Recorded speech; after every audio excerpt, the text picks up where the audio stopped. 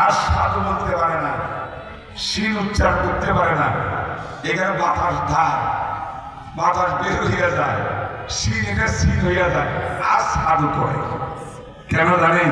Umayya ইবনে খালাফ তার মুনি কাফের বেঈমান বেলালে হাফসিকে জ্বলন্ত কয়লা মুখের মধ্যে দিবাইয়া নির্যাতন করেছিল। সেই কারণে মুখের এমন একটা অবস্থা হয়ে গেছে, শিল উচ্চারণ করতে পারে না। ইয়া রাসূলুল্লাহ, মদিনার মসজিদে নামা আজান হয়, সহি শুদ্ধভাবে আজান হলে একজন ভালো মুয়াজ্জিনের দরকার। এই যে আমাদের ভাই ফার্স্ট ক্লাস মুয়াজ্জিন, কণ্ঠ সুন্দর, উঁচু আওয়াজ, শিল উচ্চারণ করতে পারে, সব পারে, ওনাকে মুয়াজ্জিন বানা দিলে ভালো হবে। আল্লাহ রাসূল বলেন, তোমরা যখন সবাই করতেছ ঠিক আছে, উনি মুয়াজ্জিন, বেলালকে বসে কম থাকো, বেলালকে বন্ধ করে দিয়া ওনাকে ইমামতি মুয়াজ্জিন দিয়েছে।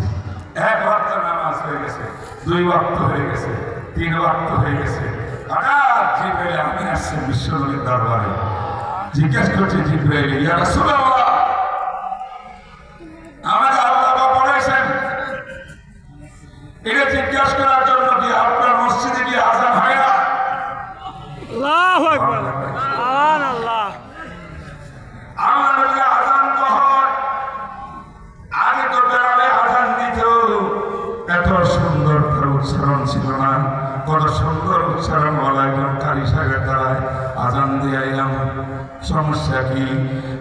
জিবরাইল বলে, হুজুর, ফেরেশতাদের আলম আলমুল মালাকুত, ফেরেশতাদের জগতের মধ্যে বেলাল যখন মদিনায় আযান দিত, আর সে আজিমে আকাশের মধ্যে আলমুল মালাকুত ফেরেশতারা আমরা সবাই আযান শুনিয়া জবাব দিতাম।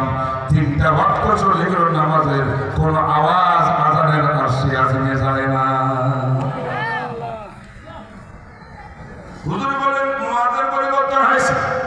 জিবরাইল বলেন, ইয়া রাসূলুল্লাহ, যেই মুয়াজ্জিনের আযান আসে যায় না, আসমানে যায় না, সেই মুয়াজ্জিনকে বাদ দেন।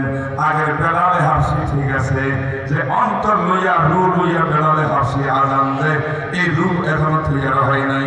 সঙ্গে সঙ্গে নবীজি সিদ্ধান্ত পর্যায়ে ফেললেন, বেলালকে আবার আযান দিতে বললেন। এই জন্য কবি বলে, রসমে আযান রাহ গই রূহে বেলালি না রহি, রসমে আযান রাহ গই রূহে বেলালি না রহি, ফলসফা রাগিয়ত